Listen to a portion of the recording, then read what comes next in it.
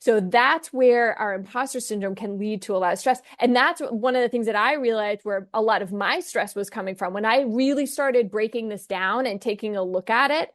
And I realized like it wasn't that I wasn't exercising enough, or it wasn't that I wasn't meditating enough or sleeping enough. No, it was because this inner critic in my mind was taking over and creating so much turmoil in my mind that it was becoming a physical stress.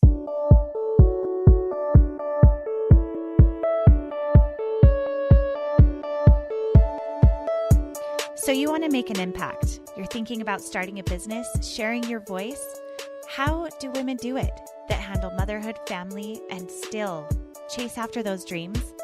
Well, listen each week as we dive into the stories of women who know. This is Call Me CEO. Welcome back, everyone, to Call Me CEO. This is your host, Camille Walker. And here we celebrate women building businesses. We primarily focus on mothers building businesses. And if you are a mother and listening, you know that it adds a little extra dynamic of how you need to manage your life, your business, and your goals. If you do not have a child, that's okay too. Women are always juggling so many things. It doesn't matter if you have the title of the mother. We are caretakers, givers, and a lot of times people who need to set healthy boundaries. So today we have an expert to help us do that.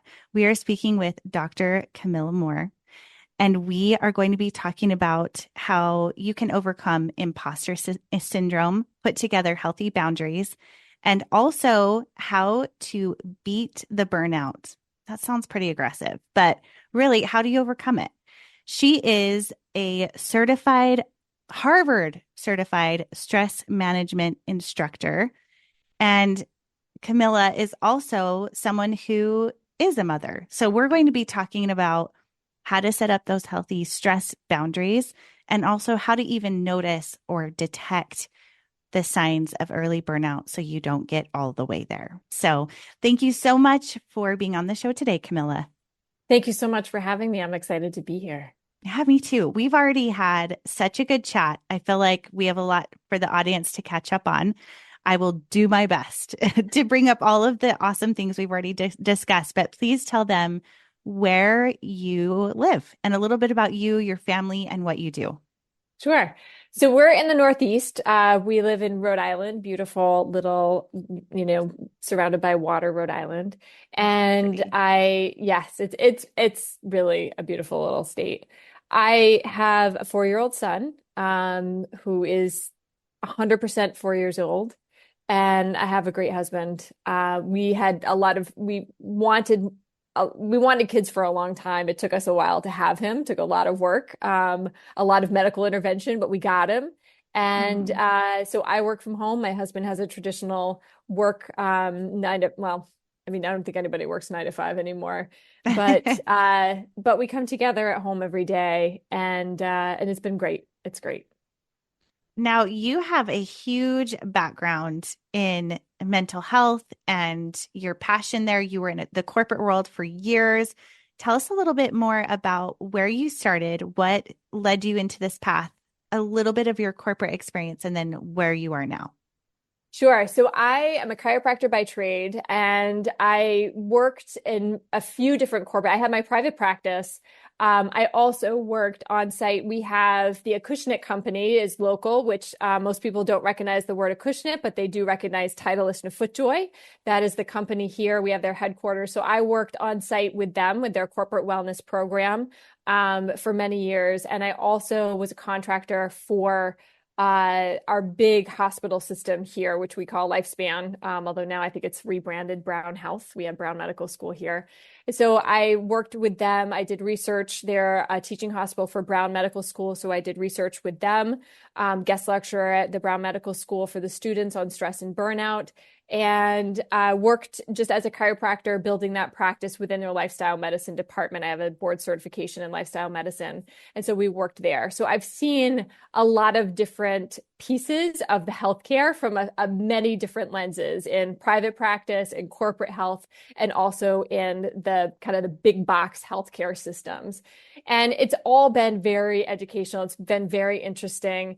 And all of them provide something a little bit different, but I've enjoyed all of my experiences. And I take all of that with me and I apply it to what we're doing today. Oh, that's awesome. Now, if I look at the math correctly, if little William is 4 and you started this business about that time when you became a mother, your new offering, this was right around the pandemic. Am I right? Like, what's the Yeah. lineup of this? This is like a lot going on, especially considering, stress and burnout and everything else. Very much a lot of changes happening about that mark. So, how did that line up with the pandemic? I was working at the hospital system for during COVID. I had sold my practice in 2018 and I had already had a toe in the door at Lifespan where I was working, Mm. and we just expanded the service there. And so but then COVID hit. We also simultaneously were going through fertility treatment. We found out we were pregnant. William was born in June of 2020, the summer of Wow. 2020. So if you do the math, like in March is when everything kind of locked Okay, down. okay. But Wait just a minute. Were you freaking out because you'd waited so long to get pregnant and then this baby's almost here and the world is like shutting down? What was that like? yeah, I was okay. I think, Okay. at the time, and I think we can go back to this space, but this was the time where we really didn't know much, but I Right. also trusted. I was like, well, they're telling us what we need to do. We were still seeing patients in the office, but we had drastically changed what we were doing. And part of why we were still seeing patients was because one, it gave so many other services were shutting down, that we were able to still support our chronic pain patients. Okay. And we were also, and we, there was only like 3 of us in the office, but we were Mm. also able to sustain our employees. And so we're in a time where there were a lot of people being laid off and furloughed. Because we were still generating income in our little department, we were still able to support our staff.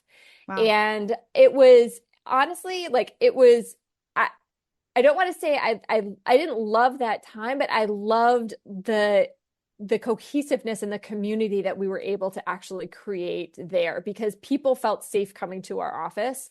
And the staff and I, like, we just kind of hunkered down. We would watch the briefings every week. We had Gina Raimondo as our governor at the time. So we'd watch that briefing every lunchtime and just kind of get a sense of like where we were. But there were a lot of unknowns, but I am an introvert at heart. So when they were like, "Oh, you can't go anywhere," I was like, "Oh, well, that's fine You're by like, I've me." been waiting my whole life for This is this. it was fine. We had actually lost our dog, who was like, I don't know if you're a dog person, but like Oh, I am. Yeah. we had lost, our Which is your first fur kid. baby.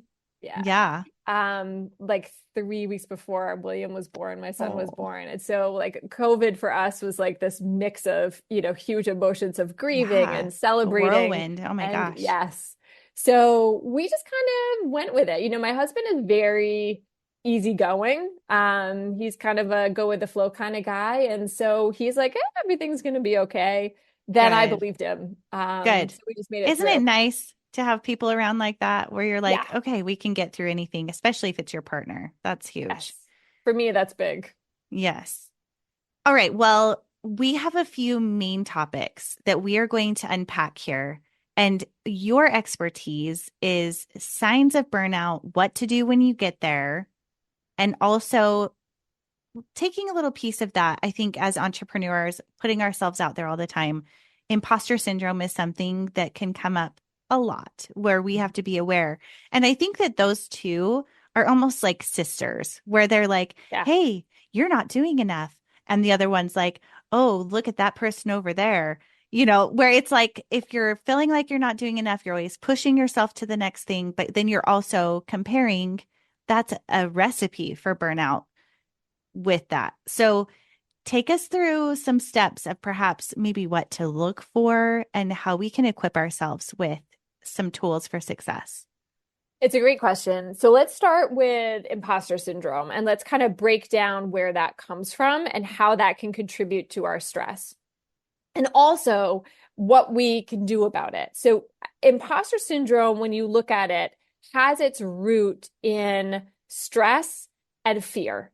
And so what we have to understand is that behind every stress is a fear, and that is our survival mechanism. So the reason that we've been able to survive for, tens of thousands of years is because we are innately fairly skeptical as people. We didn't get this far by watching the lion go in his den and just casually following him in there. We got this way by seeing the lion go in his den and say, I wonder if that's safe.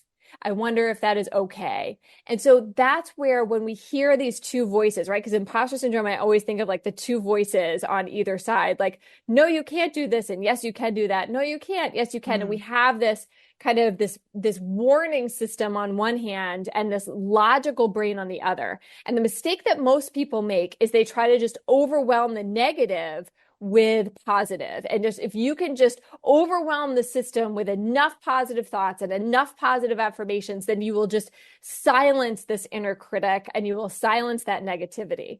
And that is just not how it works. That back and forth in our brain actually creates more stress. Mm-hmm. So what we want to do is we want to take that negative thought of you can't do this and break it down into the root fear of it and get to the root cause of it. And the way that we do that is we apply, those of you in business will know the 5 whys, which is a way to get to the root of any sort of corporate problem, of any sort of issue that you're having. It's like keep asking the question why for every time you have the answer to the previous question why.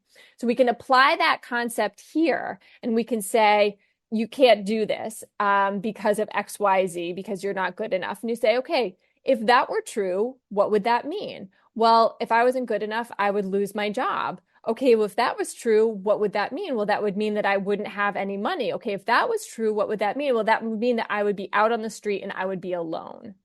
And so very quickly, we go from this seemingly superficial thought of like, you can't do this because, you're not good enough to this root fear that is primal in us that we are now afraid of being alone. And you have to think this is happening in the most primitive part of our brain, right? Mm-hmm. This is where we have survived. This is our limbic system, our amygdala. And so if you do kind of backtrack those 20,000 years, then what you see is that we got to the place where we are now through cooperation and community. We need each other to survive, and we needed each other to survive. We could not go it alone 20,000 years ago. That's why we had our packs. That's why we had our communities. That's why we had our tribes. And so everybody had different roles to play.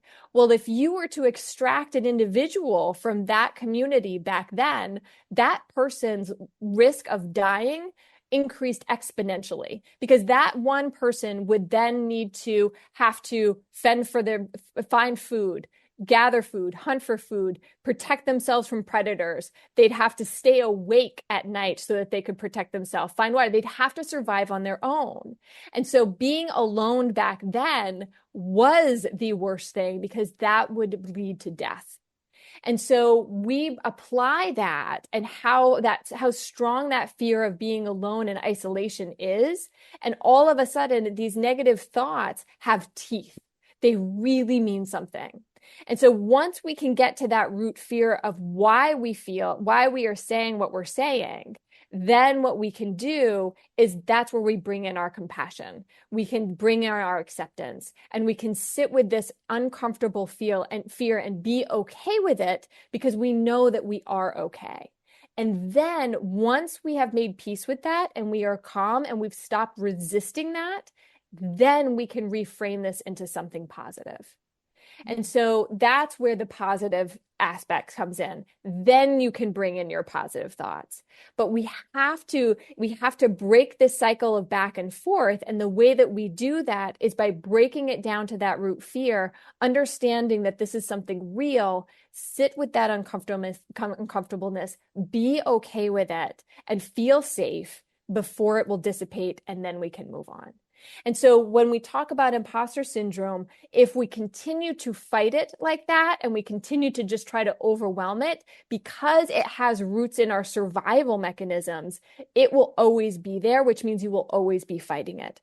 The idea here is to understand where it comes from and to have that process be second nature so that you can recognize where that root fear is and flip the script instantly rather than letting it fester and having to ruminate over it.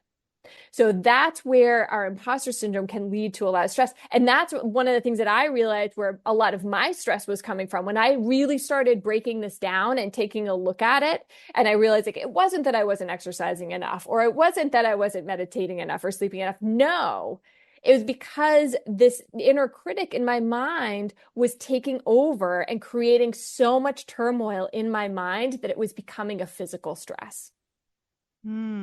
That's a really good way of breaking it down. And I, as someone who I'm familiar with the series of whys, and I think that one thing that I would imagine, if this is something that's new to you or that you're even out of practice of doing, do you suggest that people write it down so that they can kind of process it? Because I think it would be hard maybe to think about it and try to keep track of the reverse, the reverse, the reverse, the reverse. Do you suggest that people write it down and then get to that space and then sit?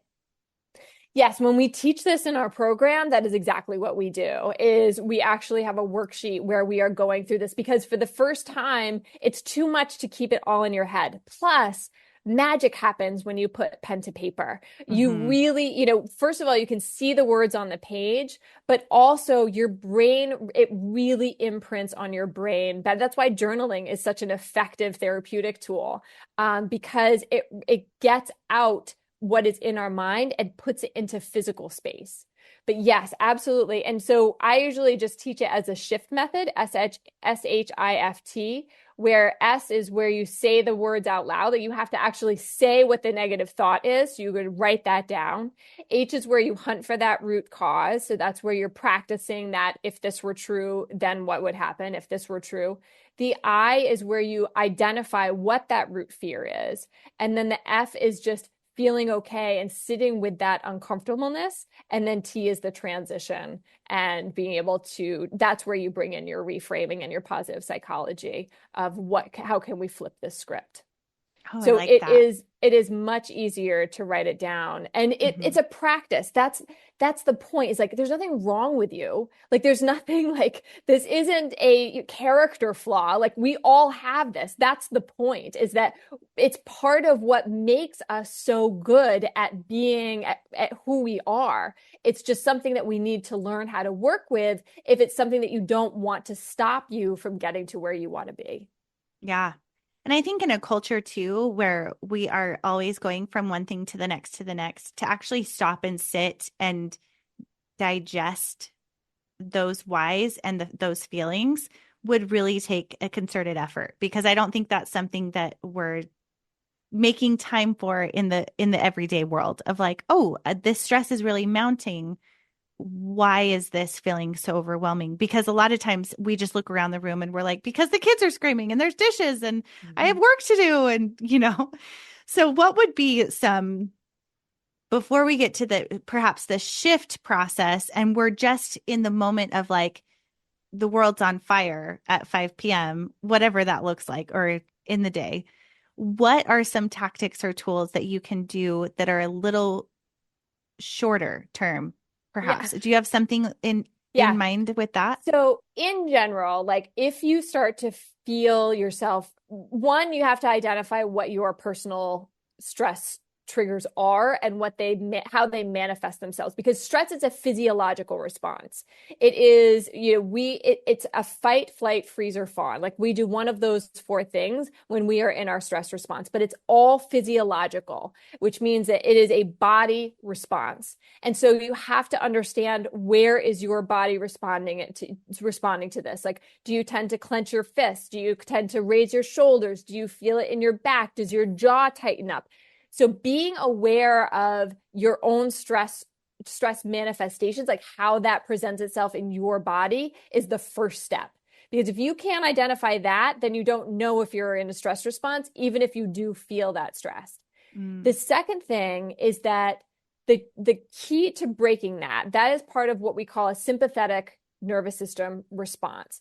And we have two kind of parallel systems in our nervous system. We have the sympathetic response and we have the parasympathetic response. And those two things balance each other out. In general terms, our sympathetic is what we've traditionally called our fight or flight, and our parasympathetic is traditionally what we've called our rest and digest. We have since learned and expanded what those do, but for the purpose of this conversation, that's a great way to think about it.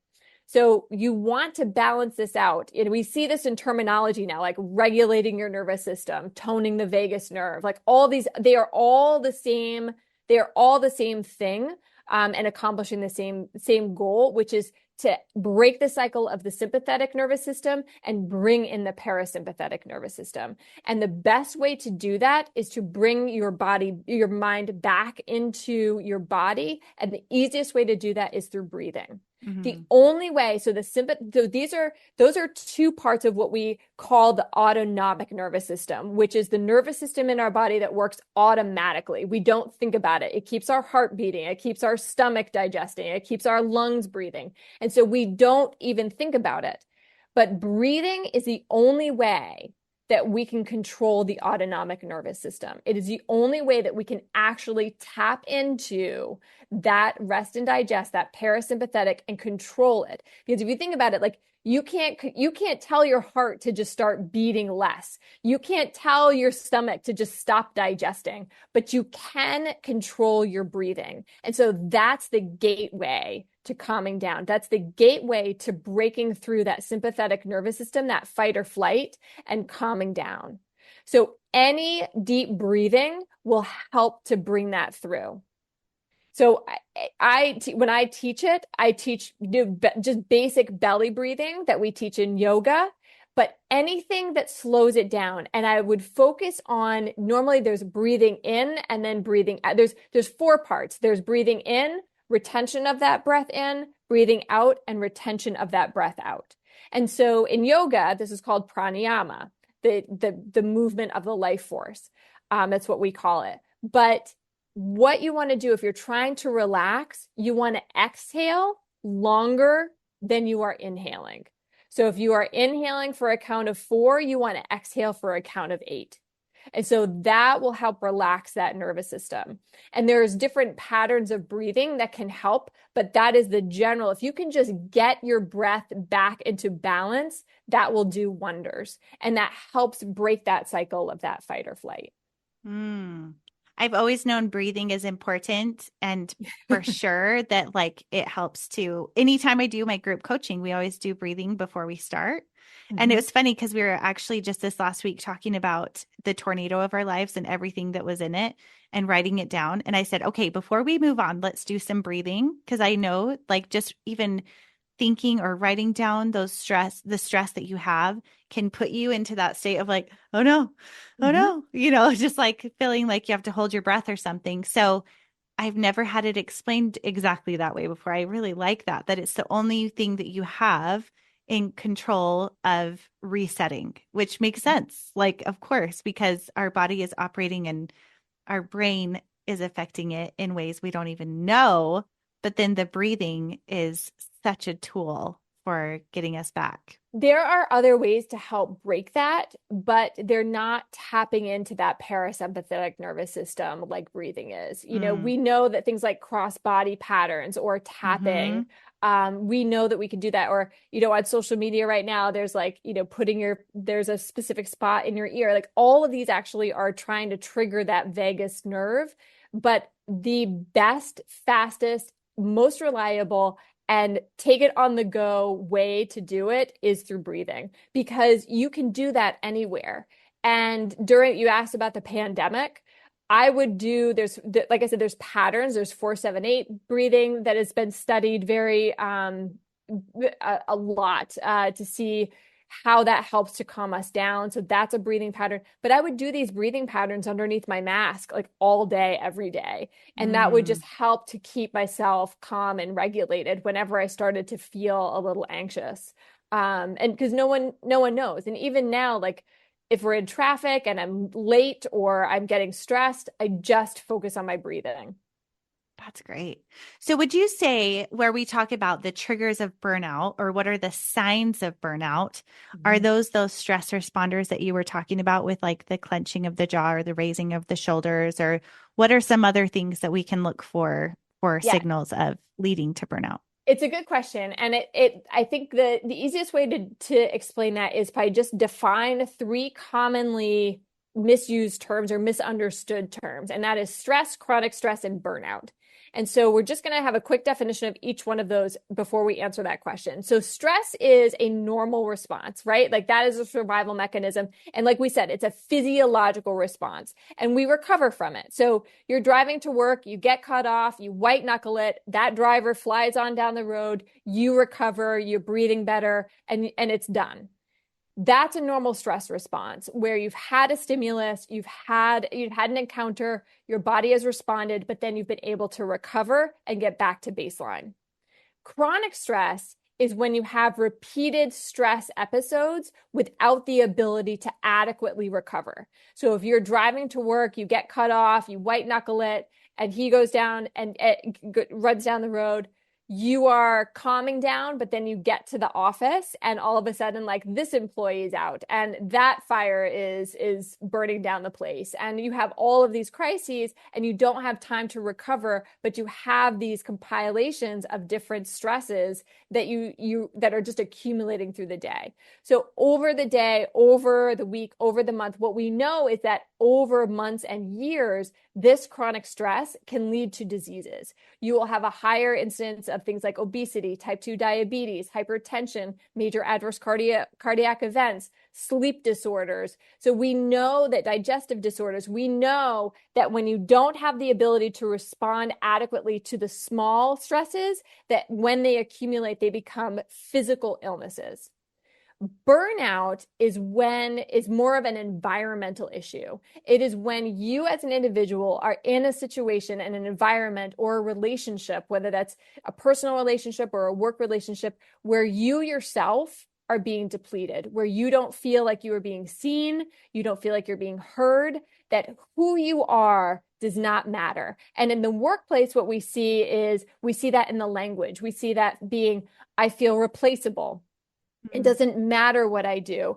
What's the point, right? So we see these character traits of burnout where we have lack of motivation, we have cynicism, we have just emotional fatigue of just what's the point, right?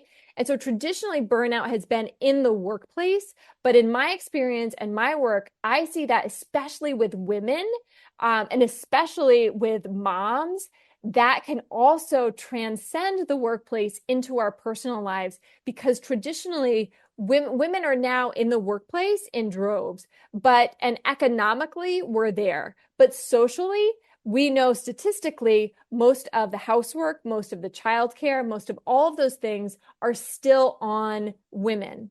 And so that can lead to burnout at home when you are trying to do all of these things and you're not getting any sort of appreciation and you're not getting any sort of acclamation. You're not getting anything back. And we see this in our language, right? We hear, I don't feel appreciated. It doesn't matter what I do. What's the point? I don't feel like, are you listening to me? You have the same argument over and over. So burnout is an environmental issue, and it's an indication that you as a person are not getting your needs met, whereas stress and chronic stress are more of a physiological response.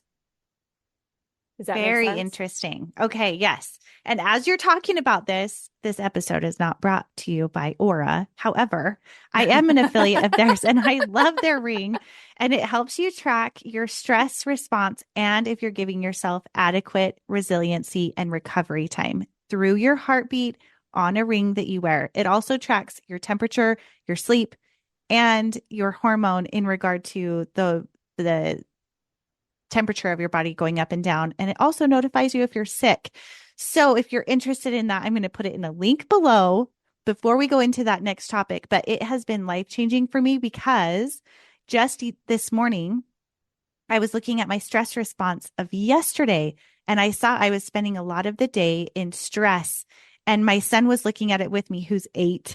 And he's like, but look, mom, you gave yourself time to recover. And even he was having that conversation and that language with me of the importance of taking time to slow down or recover or breathe or go outside or have that conversation with a friend or whatever, so that you can have the stress is going to come regardless, but that it gives you time to recover. Anyway, I've loved the Aura Ring and we'll continue our conversation, but I just had to like plug that real quick because it's been life Well, changing. it tracks. I mean, Yeah. it's exactly like what we're talking about is like one of the keys is being able to identify it, right? So that you can respond and being able to track. And it's about learning about yourself. It's Hmm. this self-discovery, this journey of self-discovery where the way you get to burnout is by not listening to that. But it's hard to listen to something and bring awareness to something that you are unaware of to begin with. Yes.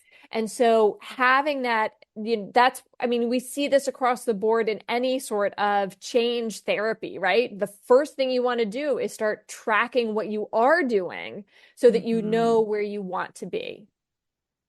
Yeah. So I love that you explained the difference between chronic stress and also burnout, because where one is physiological, one is more mental. They can go hand in hand when your body is Absolutely. so burnt out, but also to acknowledge the fact that when you're in a space like that, I would imagine depression is a lot Hmm. more a Hmm. part of the program, and it's not giving yourself that time to recover and to feel that purpose or to feel that appreciation.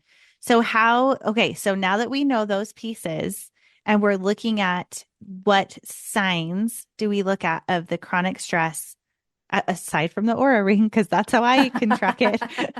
But for someone who doesn't have that, what is a way that we can track that? Yeah. Well, one, you made a good point, which I think I want to emphasize. There is a lot of crossover between stress, chronic stress, and burnout. Those are not mutually exclusive episodes. Those can very easily overlap and oftentimes do. But when we're breaking it down and trying to solve the problem, Hmm. that it's important to be able to distinguish what those are. And so to this question of how, what are the red flags? For burnout, honestly, being able to identify where your energy is going so that you know what you need to do is very important. And one of the very easy ways to do this is, again, it's a writing exercise, but just draw two columns on a piece of paper, plus for charges, negative for drains. And then you start putting onto those lists the elements of all of the elements of your life, and you start looking at life instead of tasks and responsibilities or even priorities. You start evaluating them based on how much energy they take from you and how much energy you give to it, so or you get from it. So for example, I run every morning. That's my first business meeting of the day. That sets the tone. It is, yes, it's for my health, but it's also the most important thing that I do for my business every day is clear my head, get my exercise in. I feel better for the day. I'm motivated. I'm more productive. Everything is better. So that does not compromise. So that's a plus. But as we talked about, I also have a 4-year-old who I love more than life itself, would die for him, would kill for him. I love him more than life itself. He goes on the plus column because I get so much out of just having him in my life, but he's also 4 years old. Hmm. And sometimes he's 100% 4-year-old. So that is a drain. And it doesn't matter. It's not a measure of my commitment. It's not a measure of my love for him, but it is an acknowledgement that when we have those tough days or even those tough moments, that they will need recovery time. We will need recovery time. And so identifying what those big issues are in your life, and they may be, our generation, this generation of women in their 40s, 50s, and even 60s are part of what they call the sandwich generation now. You are caregiving for your children, but you're also caregiving for your aging parents. And so that is also a very common component of this energy diagram where you love your parents, but it may take a lot of drain and a lot of energy, and you might not be getting a whole lot out of it anymore. with that relationship. It depends on where they are. So being able to see what that looks like and to understand that the days that you have to take care of them even more, you may need a little bit more recovery time. That's where you can start balancing this out. Or you may end up having to hire somebody to come in to help either with the kids or your parents. But identifying it before you try to solve the problem, that's the key. What would you say is a good exercise for someone who maybe they're listening right now and thinking, I have so many stresses that Mhm. I'm not. And this something that's interesting that my sister brought up to me recently, and she studies the brain. She's getting her PhD in performance psychology. And she said, one thing that we always need to keep in mind is that positive stress and negative stress, our brain doesn't know the difference. Meaning, you could be putting together a birthday party for your 4-year-old, and there are kids running everywhere, and the cake needs to be cut, and there's pizza, and you're whatever. You're just like being pulled in all these directions, and it's fun. You're having fun, but you're under stress. Mhm. Versus, being in a workplace and someone's coming into the room and telling you they're upset about something and it's your fault.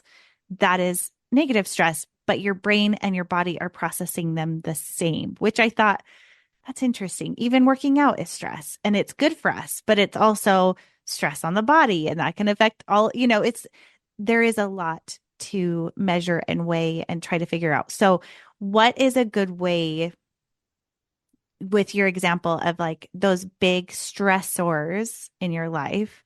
What is a good way to know like what you need to quantify and what is just like everyday stuff that happens? Does that I question would make sense? It does. And I would not distinguish the two because it's the little things, as we were talking about before, it's the little things, it's the death by a thousand cuts that you have to be Right. aware of. It's not the big stressors. And I appreciate what your sister's saying because it's true. And that's where taking the emotion out of stress and looking at it as a physiological response, Mm-hmm. that is a very important exercise to do because one, it takes away, I actually don't love the term resilience because it it tends to invoke this sense of strength and power and like if you could just muster your way through it, if you were just strong enough, you'd be okay. And that is not the case at all.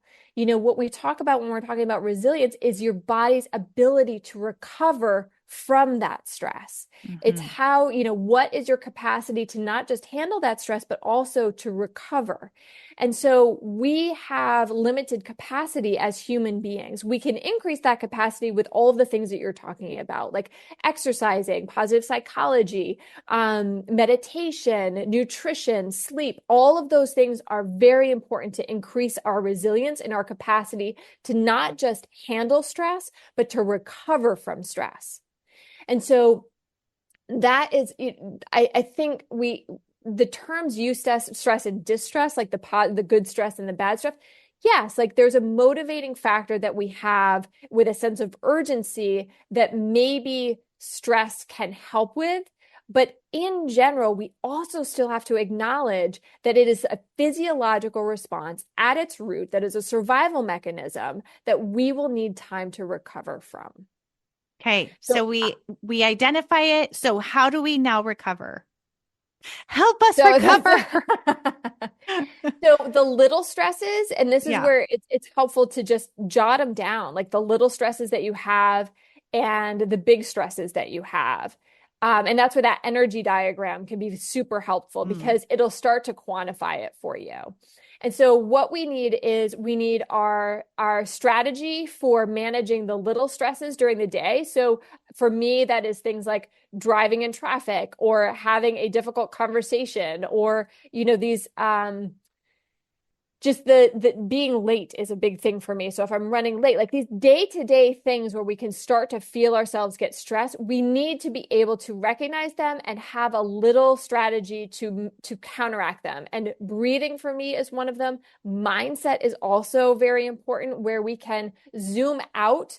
There's a in Chinese medicine, traditional Chinese medicine, there's this concept that fear restricts and love opens.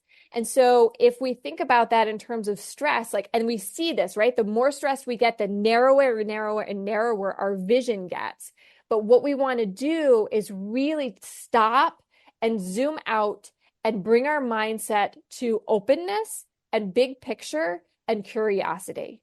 And so shifting from this is going to be a crisis to opening and saying, okay, well, what if it is, and what are we going to do about it? And big picture, if I'm 5 minutes late, I'm going to apologize and it's going to be fine. So being able to shift our mindset into something that is much more positive and helpful instead of recognizing that we're going to go down the rabbit hole that we create. And I do this myself. I don't say this judgmentally. Like these are the things that I do on a daily basis to help counteract it. But we need to be able to identify the things that stress us out, understand why they stress us out, but then also have our strategy for recovering from them in the moment so they don't accumulate. Yeah. Yeah, that's really powerful. I think that that's something too I'm trying to help my kids understand with anxiety and stress. It's something that we just live it at a much faster paced, high Yes. pressure. The States are crazy, y'all. I went to Europe over the summer and I was in Paris and New Zealand and in a smaller town of France. And there is just not the rush. You go out to eat and you eat for 2 hours, and people sit with their chairs facing the street so that they can watch people as they walk by. So it's not even the pressure of having to maintain conversation with the person you're with the entire time. Part of the time, you're just sitting and watching and processing your own thoughts. Not that they're sitting and judging. I don't feel like it's like that at all. That's not the vibe. It's more taking a sense of the present moment and just being with the person you're with. And I looked at my husband and said, gosh, we could really learn a lot from the Parisians, from these French people, where they are going to the grass and just laying out on the grass and letting their kids kick the ball around, and there's no fire. And not to say that people in America don't do that as well, but I think that it's interesting that we do have a faster paced expectation of ourselves, especially as women. We're wearing all of these hats. And like you said, it's not only the business, but it's the work and the family and the home. And I think it would be a great favor to anyone listening if you get the chance to go experience a different culture outside of America, because I think that it gives you a new perspective of life doesn't have to be pushed to the nth degree to be a success. At least that's what it showed me. It really shone light on how our day and our present mindset and moment can be shifted if we make it a priority. And I think that that's why your work is so important, is you help people to kind of navigate that. But it takes work because I don't think it's the natural preset of America. Mm-hmm.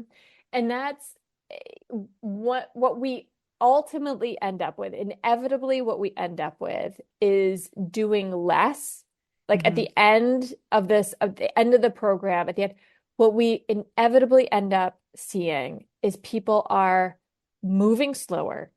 They are doing less. They are getting more out of it. They are reaching their business goals easier. They are enjoying their family life easier.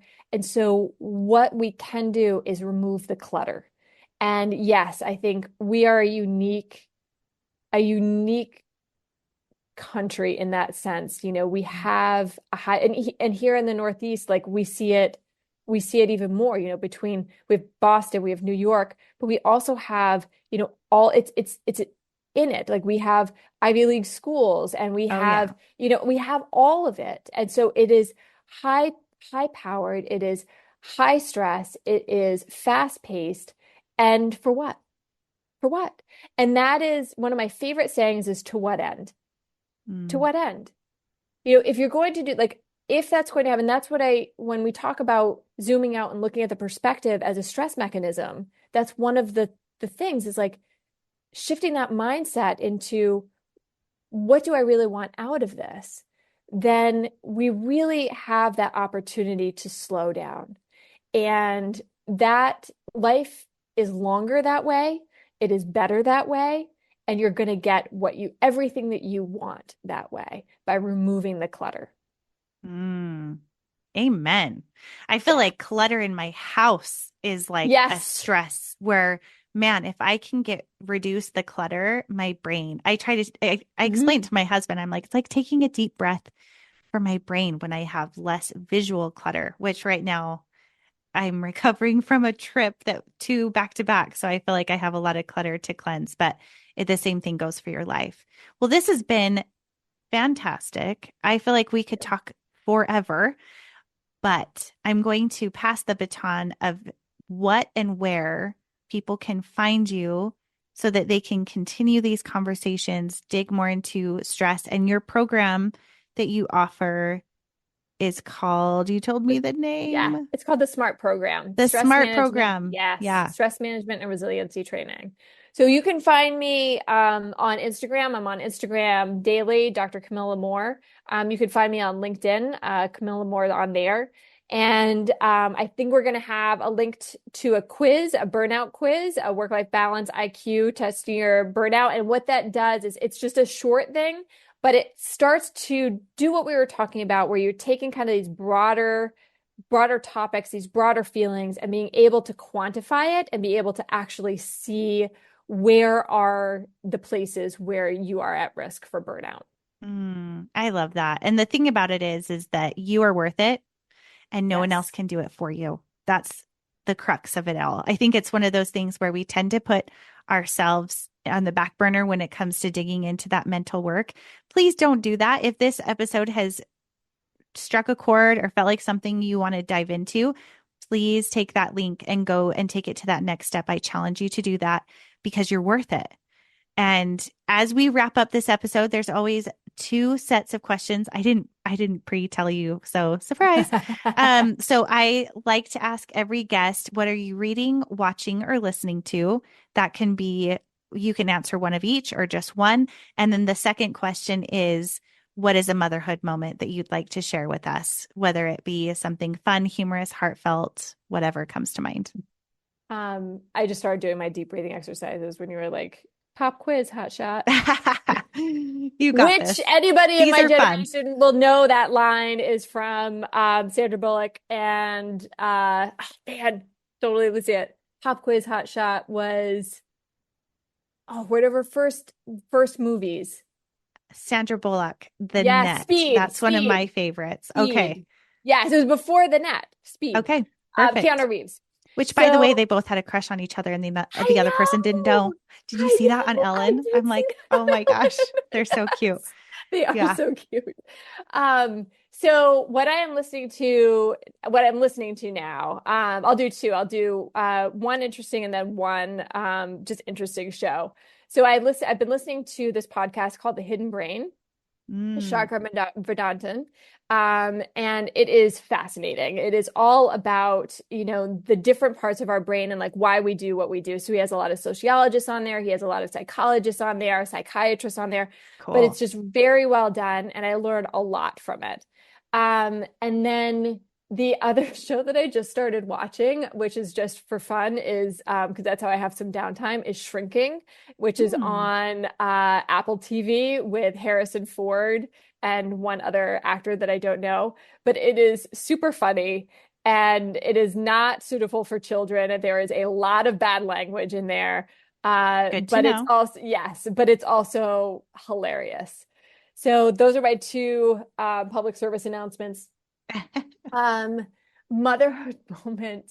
I the one that comes to mind was just like last week uh we were shopping in Whole Foods and he almost like bumped into a woman, but he turned around, he was like, "Oh, excuse me, I'm sorry." And like just Mm, turned around and kept walking. Yes.